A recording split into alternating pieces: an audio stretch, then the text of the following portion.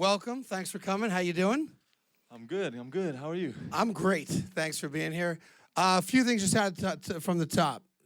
A lot of people ask us, did you just learn English? How long have you spoken English? What's your deal with English? And I go, he speaks pretty damn good, so he must have learned it before he got here. Hold on. Whose phone's that? Let's a couple common decency rules, like you're in the movie theater. Let's answer it at least. Hang on one sec. Right in front. Who is it? If you don't mind telling us who's calling you. Wife? Kid? Customer? Well, tell me you just lost a customer. All right. How long have you been speaking English? How did you learn it? Where did it come by? And what's the story with that? I learned it this last month, I think. Quick learner. Yeah, very quick. No, I was a good student in school, and later on, I went to Spain. I didn't speak Spanish, so I had to communicate somehow with people, and that's when I started speaking English. And these last couple of years, I was playing professionally. We had a lot of Americans on the team, and that's how you, just by practicing, by speaking, that's how I learned how to speak. So what's amazing is that you went to Spain to learn English. Yeah. As opposed to maybe, I don't know, picking up Spanish. I know Spanish too. I know Spanish too. Ah, eso sí, que es. Mi amigo está aquí, ¿sí? Estamos aquí todos. Estoy muy contento de estar aquí. Gracias por tenerme. He's very happy to be here and thrilled he could spend an hour with you folks. So when you're playing ball in Europe, what's the word on the NBA game? I know everyone wants to be in the NBA, and that's the ultimate goal because the NBA is the best basketball. But as a kid growing up in Europe, is the dream as a kid, I want to be an NBA player? Or is the dream as a kid, I just want to play ball, and if I could be the best European player, great? No, my dream was always to play in the NBA, no matter what. But it wasn't something real until a certain age when I was like 17 or 18. It was just, I want to be there one day, but it's something that everybody dreams of. But yeah, when I was 17, 18, that's when I realized that it's something achievable, and that's when I really started working on getting there. Were you awkwardly tall as a kid? Like, were you that, third grader who's 6 feet tall and kind of like, like a giraffe, like can't walk all that good and a little uncoordinated? Or were you just great athlete from birth? And what was that like for your poor mom giving birth to you? That must have been like, he's still coming. It's another leg. I'm sure you've never asked her that, but these are the weird things that I wonder about. Like, do you know how big you were when you were born? Like, did you weigh 15 pounds? Were you about 3'4"? I think I was like 6 foot almost when I was born. Came out dribbling? Like, what's up? No, actually, I was a big baby, I think, but it wasn't like I grew in one moment and I was awkward. I was just growing my whole life. I've been growing, still growing. Doctors say I'll be 8 feet. We'll see. We could use an 8-footer. We just got to put some pounds on you, right? Outside of just being big, listen, there's a lot of big guys. Doesn't mean they can all play basketball. Most of them try, I'd imagine, when you're 7 feet tall. When did you realize, I always ask athletes on the show this question, that athletically you were good? Like, it's one thing to be tall, big deal, you're tall. At what age do you figure out, boy, I can do some things athletically these other kids can't do beyond just being big? Did you play soccer growing up? I did play a little bit of soccer. I mean, I didn't like practice soccer. I like to kick the ball and whatever. As a kid, you try everything, and I think that was the thing. Like I was so tall, but I wasn't awkward. You could tell that I had coordination. I was able to move, and that's why I think that helped me early on when I started playing basketball. One of the knocks on you from some of the college coaches when they were handicapping the draft, I was with one of them at a Yankee game, and he goes, love the kid, can flat out play, pure athlete, basketball IQ. They worry about you gaining weight. You were worried about it. I know you had this special diet before the season, try to eat as much, Carmine's meatballs as possible, and put on as much weight. And obviously through the NBA, because you're just running up and down the court, it's hard to keep the weight on. Are you worried about putting on enough weight so you can hang with the big guys in the NBA? And is there a plan for doing that, and where are you with that? No, yeah, I obviously want to gain more weight and become stronger, but at the same time, I want to keep my mobility. I want to keep my athleticism. If not, become more athletic, and that those are things I I need to put on some weight. I need to get stronger, but at the same time, I want to balance it out so I feel good. There's not too much pressure on my knees and my ankles, and so this off season, I will have some work to do. Very special basketball player called you the unicorn. Like guys like you don't exist, like Dirk Nowitzki, right? It's once in a generation. When you hear established NBA stars who comment on your game saying, boy, this kid can play, and they respect your game, which is all it's about at the end of the day, right? You go out in the court, and you can either can do it or you can't do it, and those veterans know right away. So the more they give you a hard time, the more they respect you. But these guys come out and go, that kid can play. When you first hear a guy come out and say that, whether it's Durant, whether it's a Kobe, whether it's LeBron, guys that you haven't even met yet, when they say that kid can play, what's your reaction to that? No, the first time I heard KD say he's a unicorn, I didn't know if it was positive or negative. But what does that mean, unicorn? Right. So I was like, so then they explained that there's something that they haven't seen before or whatever, and it's nice to hear those words from guys like that, like KD, Kobe, Dirk said some good words. So it just shows that those guys, those legends, they see potential in me and they see that I can be a great player one day. So for me, it's now just to keep. You got to live up to it now. Exactly. Morris Stoudemire came out yesterday, and he didn't say his name, but he kind of hinted at the fact that Carmelo Anthony was a bad guy when it came to Jeremy Lin. And I know you weren't here for it. I'm sure you've been made aware of what Linsanity was, which was this overrated hype machine. I mean, let's be honest. Guy played 20 games. He reacted like he's Oscar Robertson. In any event, your relationship with Carmelo has been blank. What? Been great teammate, older brother, looked out for you, bad guy. How's the deal with you and Carmelo? I can't say one bad thing. He's been like a big brother to me. I've been able to learn from him since the first day he accepted me. I think he saw me how confident I am, and he saw that I'm not a European that's scared, doesn't know what to do really, and that's why he accepted me from the beginning. And just, I've been lucky to have him on my side and learn from him day to day, and our relationship is great. What went wrong? You guys were 22-22. You're a 500 basketball team. People started talking playoffs a little bit. At the point, you're like a game out, maybe half came out of the 8th spot. And then just like the bottom fell out. And we're trying to figure out why. Derek Fisher obviously got fired. A lot of reasons into that. I'm on Phil Jackson all the time about what we're trying to figure out what the Knicks are doing. But can you explain to these people how you guys went from a competitive 500 team with legitimate playoff hopes to what's happened in the last month and a half? Well, it's hard to explain, honestly. It's not one thing that I can pinpoint and say that's what's wrong. It's just from the inside as a group, we're together. We're trying to do the right thing. It's not working out for us, and we're trying to find solutions. And as time goes on, we're still losing.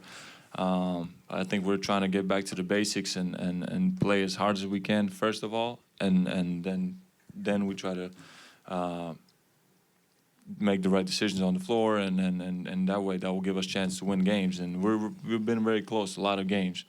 It's just we're not enough experience, maybe not enough, the right decisions at the end, and that's now it is what it is.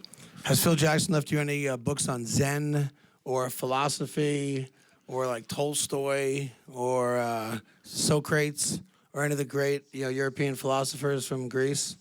Watch Bill and Ted's Excellent Adventure. You know what I'm talking about.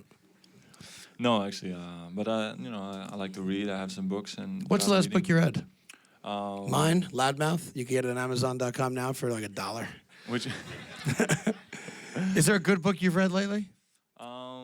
There was one very simple one that was a while ago, but I liked it. It was just about the idea of how you need to think how you say that word? Positively. Positive thinking. Positive thinking.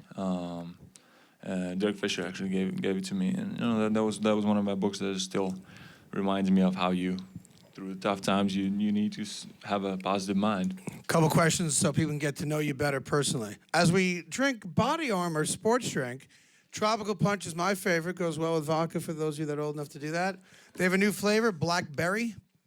They always said the darker the berry, the sweeter the juice. So we have blackberry, and there's like 7 or 8 flavors now. Orange mango's up here, Tropical Punch. And Chris is one of only 3 or 4 NBA players that Body Armor decided to go the endorsement route with.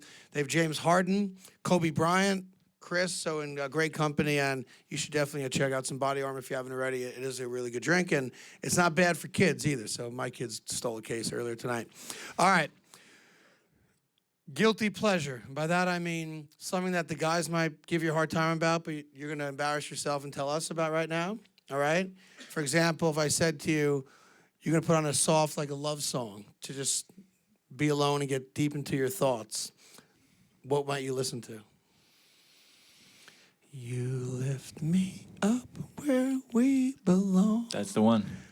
Barbra Streisand, are you a Taylor Swift guy? What female rock star do you have a thing for, musically? Female rock star? Yeah.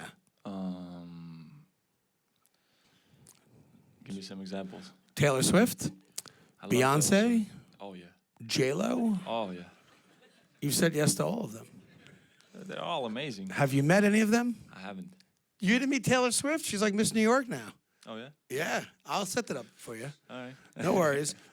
Favorite thing to eat? If you're like stranded on an island, you can't leave the island, you can only eat one thing for the rest of your life, what are you eating? Steak. What TV show would you watch? Same scenario. I don't have a TV show. I don't watch No TV. TV for you. Favorite movie? Friday. Friday. You've been spending time with Carmelo Anthony. I know that. Favorite neighborhood in New York City that you've discovered?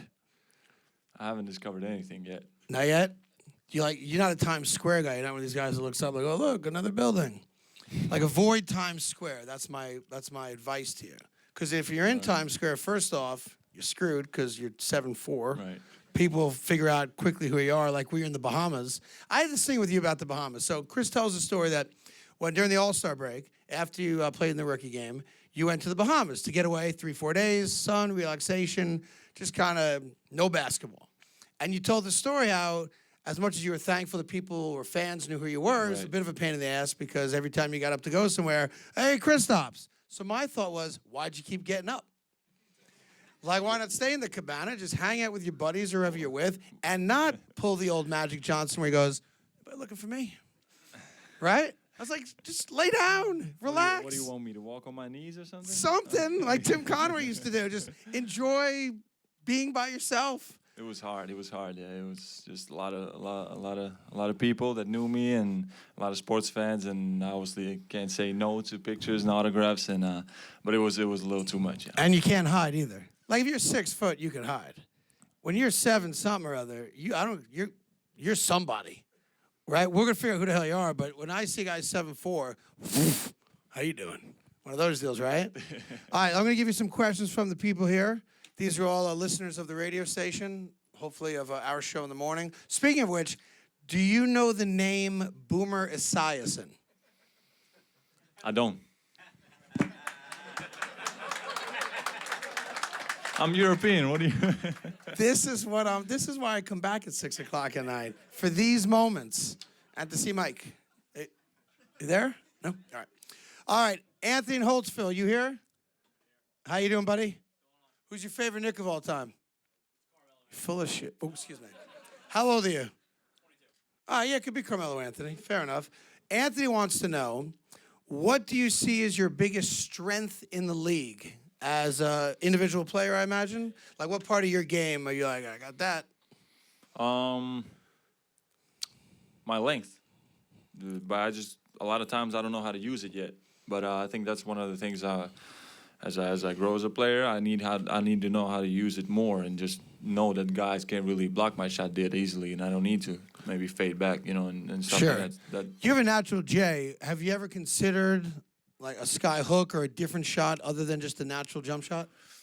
I have. I mean, that's something I want to work on, obviously. That's an unguardable shot, but it's just not in my game yet. I don't feel comfortable doing it. I still always, when you play instinctively, you do the things that you do best, and I always go to my jump shot. But that's one of the things I want to add to my game. Just based on knowing me as well as you do, can you beat me in a game of horse?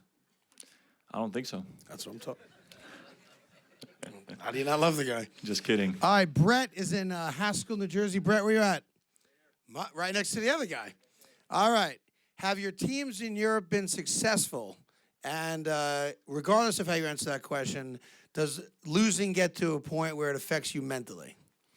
So my professional career has been 3 years. My first year, it was that was my best year probably because we made it to the playoffs. We were a team that wasn't supposed to make it to the playoffs, and we made it to the playoffs. And as the season went on, I got more playing time, and it was a fun season. And we almost beat Valencia, which is one of the top teams in the Spanish league, and so it was a really good season. And then the second season was tough. Yeah, what was the Just you've done the last month and a half, obviously very tough. Do you ever get to the point where mentally just you get down? Obviously, yeah, it's not easy. It's always hard to lose. How about this? What are you, Oprah? He's not answering that question. That's off the table. How are you emotionally? He's pissed. How do you think he is? You know, They were 500. This is embarrassing. You think he's happy? He's got to go talk to people on the street. Go, you suck. What are you doing? And he goes, it's Fisher's fault. It's not mine. Blame someone else. Sorry. I answered for him. thank you. All right. James and Glen Rock, where you at? How you doing, Biggs? What got in your hand there? Why two? My man. How has the adjustment to New York City been for you, coming from that small town in Europe as you did? It wasn't that small, but no, I mean, I haven't. I maybe have discovered 1% of the New York City. I mean, I haven't done anything. Basically, all I know is Madison Square Garden and White Plains, and then back to training facility. That's all I do. Just work on my game and go from and play. That's it. I just thought of a great TV show. I Show You New York. Me and you, like the Odd Couple, right? That We was go to awesome. L&B's in Brooklyn. We go to some adult entertainment places in the Bronx. We'll figure it out after the show. Ben, I assume you're related to James. Are you over there, Ben? How old are you, man? 12. You play basketball? No, you don't. Come over here. Let me see you, if you don't mind. No, come over here. Like, go all the way up here. Check you out. This is Ben. What's up, buddy? How you doing, man? I didn't say come up on stage near the talent. What? You're 12? Yeah. What's your favorite sport? Well, like, I don't really play that many sports. Are you a gamer? You play video games? Sort of, yeah. What's your best video game? Call of Duty Black Ops 3. Oh boy. You play FIFA? No. No. FIFA, it's the greatest. Oh, FIFA 16's dope. All right, go back and sit down. He wants to know if you're gonna do a shoe deal, if you have a shoe deal, anything with the shoes. I'm with Nike right now. Yeah. Yep, he's got a Nike deal already. Maybe you've seen him play for the Knicks. He's wearing Nikes. Nice. And also, Carmelo Anthony's got a Nike deal. He's Jordan brand, Jordan, yeah. but same difference. So you got if he loves you, he'll get you on the Jordan brand side of Nike. That'll be the test if he's coming back as a Knick. All right, Owen in Glen Rock. Where you at, Owen? How old are you? My man. All right, I brought your brother up, so I'm not bringing you up, all right? He'll gloat later. How tall were you when you were 10? I would say like 6'11", 6. Yeah. 6'10", maybe. 6'10". Yeah. No. 10 years old. I don't know. How tall are you? That's pretty can big. You stand up? Can you stand up? Come over to the front here, Owen. Let me see you. Just see where you're at. Nah, you're all right. You're bigger than my kids. Yeah, I mean, it's hard for me to because we're a metric system in Europe. Right, which none of us can figure out. It's like, when I grew up, we had this thing, it was the Dewey Decimal System, and we had these inchworms that try to teach you centimeters, and by like 10 years later, the government said, we're stupid? We're not doing that anymore. So he was 12 kilometers long, which is just a little bit bigger than you. But you play baseball, huh? Over at Domination? You any good? All right, good stuff. All right, Joe in Newton. Where you at, Joe? Joe, you filled out a card, so I know you're here. Are you there? How you doing, sir? Hi. Joe in Newton wants to know, this is why we don't let him ask questions on the microphone.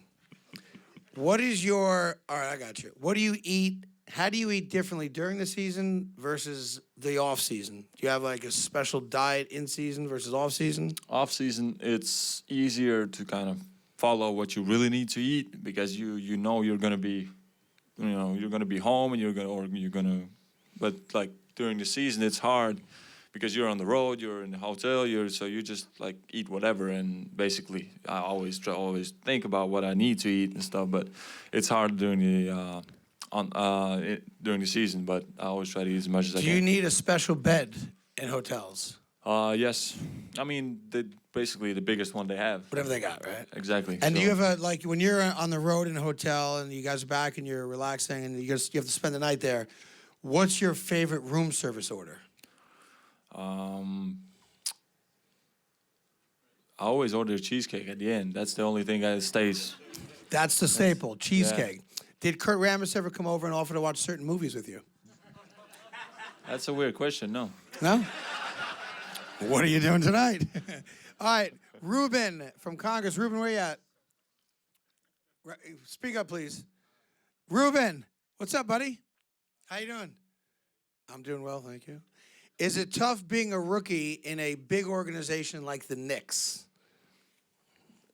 It's tough being a rookie. Period.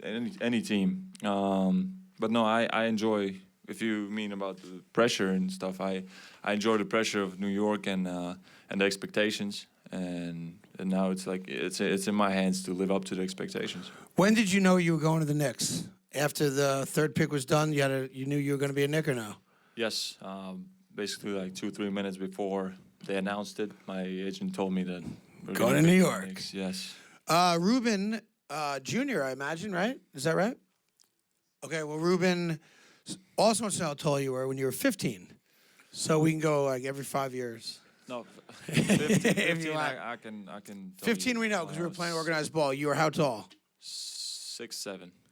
6'7" at 15. Try guarding that in your local Y League. What's the most amount of points you ever scored in a game? At any level? Got to be like around 40. That's it? Yeah, that's it. Scored 40 in a J League game one day. That's about Jews. No. Please. We talk sports better than we play it. Ben in Suffern. Ben, where are you at? How you doing? How old are you, buddy? Nice. What's your favorite part about playing on the Knicks, other than the Knicks City Dancers? I think the one is Madison Square Garden. That's my favorite place in the world. The atmosphere that is always there, and the organization. That's the best situation you can be in, and that's why I love it so much. Brendan from Atlantic Beach. Brendan, you here? How you doing, kid? How old are you? All right. You do well in school? You eat your vegetables and all that stuff? My man. McDonald's for dinner, right? All right. Brendan wants to know. Well, loosen up, will you? Like, what are you guys doing that you can't laugh at that? I didn't say it was the funniest thing I've ever said, but McDonald's. Body. Okay. Brendan wants to know. See, I like where Brendan's going, see? He's going to be a talk show host one day. Have you ever seen a ticket tape parade? What is that? So here in New York, when we win championships, downtown Manhattan, there's a winding set of roads, and they call it the Canyon of Heroes. It's where all the great parades in this country have been. When man landed on the moon, they came back here. Boom, Canyon of Heroes, right? Jackie Robinson, Canyon of Heroes. Every Yankee championship, Mets, whenever we win, because we like winning, we have a parade and we throw paper out the window, which makes no sense. First, what we do is we crumble the paper up and we shred it to little teeny pieces. And then we pretend like it's snowing. And we throw the paper out windows of huge skyscraping buildings onto guys like you sitting in convertibles waving at the paper. And it's a great, great thing. And like, no joke, 1 million people will go out, line the streets of downtown Manhattan, right by Police Plaza 1, and we will celebrate your greatness. Now, unfortunately for us as Knicks fans, it's been over 40 years. We almost had a parade when we won 3 in a row. We decided not to.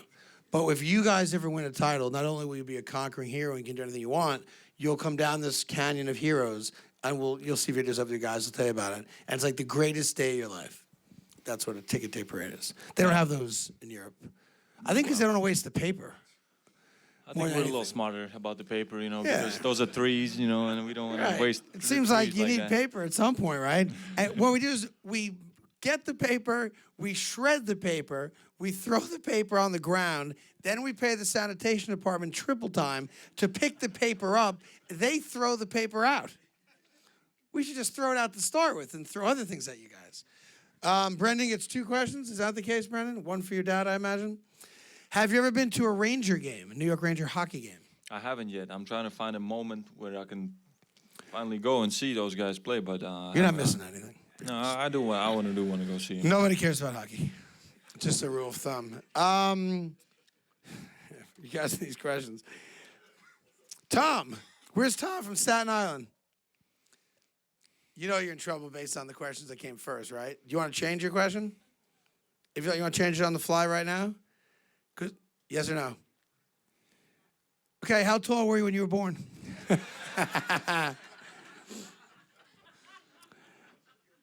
Next question. Can I see that basketball a second? I'll do you one better. How about he'll throw you a chest pass? All right? Then you can say you're the first kid that ever get a chest pass from Kristaps. Is that deal? All right, stand up. Don't drop it, though. Your dad's got a camera.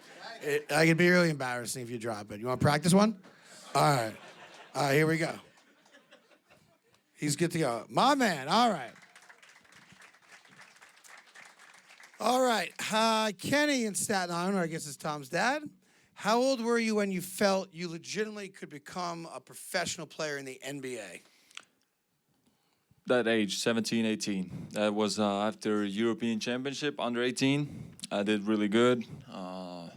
Us, Latvia, small country, we had a really good tournament, and I was in the top 5 best players in Europe at that age. And that's when I realized, there were a lot of NBA scouts already scouting guys that young. And that's when I realized that it's something possible. Tell me about Body Armor. They came and said, we want to do business with you. Obviously, you had to taste it first. So, I know you love it. I love it. That's the thing. Like, I wouldn't even consider it if I didn't like the drink. But the thing is that I love it. It's funny. I was talking to Chris and his agents before he came out here. And when you reach a level of success, and it's very quick success. You've only been here, less than a year. A lot of opportunities come thrown your way. So I was trying to figure out, because, I know the stuff I get offered that I say no, and I can only imagine what it's like being a star for the New York Knicks and the stuff that they get offered. So I don't want to speak out of school here, but you were telling me before we came out here, there was actually offered an opportunity to do I guess a Latvian-made American, how do you call it? Like banana hammock, a thong, a Speedo, and I thought your agent did a good job saying you shouldn't do a Speedo commercial, not because you don't fill it out well, but because you just got here. People might have the wrong idea that these Europeans and they don't take care of and then it'd be, oh my God, and oh look. So I thought that was a good idea. I didn't understand the whole thing. That was the idea. Well, listen. Did everyone that wanted to ask a question got their question in? I think, right? You already went, didn't you? Oh yeah. I'll get to that. I get to my thing. I know what I'm doing. Well, listen. Is Brett here? Brett, come over. Did you ask your question yet? What's your one question for Chris? Go ahead. Take your time. Just got it's a game on Friday. You want to just give him a high five and call it a day? All right, good. All right. All right. Before I let you go, I know on behalf of these people, everyone's loved watching you in just over a half a season of basketball. And one of the toughest things is for guys to come in, 4th pick overall in the draft, live up to it, and then become great Knicks. So the hope that all these people have, me included as a Knicks fan, is that you become that great Knick, and we can look at you in the line of Reed and Clyde and Patrick and Bernard and Carmelo, of course, and now you. And the hope is that 10 years from now, we're sitting here, you got a couple rings, some all-star appearances, and you're a champion, and you do it right here in New York. So on behalf of these people, we appreciate you being here. I want to thank the fine folks at Body Armor and their belief in advertising with us on the fan and picking the right kid to endorse their product. If you haven't checked it out yet, I'm sure there's some you can take on the way home, and please do. And for those of you that listen to me and Boomer, full well you're going to hear about this tomorrow, that Chris never heard of Boomer. That'll be the focal point of 4 hours of talk tomorrow. And before we let you go, is there any last thing you want to say to Knick fans? Whatever it might be, the floor is yours. Thank you for coming. Thanks for coming, everybody. It's Kristaps. Oh, I know. Last question. The last one. Two questions I'd ask. Yeah, you need the microphone for this. One, you're not allowed to leave unless you answer the question that the gentleman reminded me of that I almost forgot, which is one rep max weight. What are you bench pressing? 300 pounds? Probably not. I don't know. What do you do? Me, myself? Yeah. 305. But that's just one once. hand. That's that's once though. I can't do it twice. I'm gonna do it once. And then there's a big debate on your nickname and what nickname you liked versus what you didn't like. So is there a nickname? I know Carmelo calls you KP. Is there a nickname that you prefer that you want people to use as opposed to saying your whole name? I mean, I don't have a problem with people saying my name. The only one that I kind of don't like is Zinger. But I think that was the one I gave you. just a little bit like... So KP's good. KP. Kristaps is better because it's your name, but don't call you Zinger. Even if you call me Zinger, I'm going to be like, hey, what's up? But, you know, Can you handle? KP's cool. Can you handle yourself if you had to like knuckle up with someone? Dark alley. Yeah, I think so. Yeah. Yeah. Lights, please. All right, listen. Give it up. This is Kristaps. Appreciate you being here.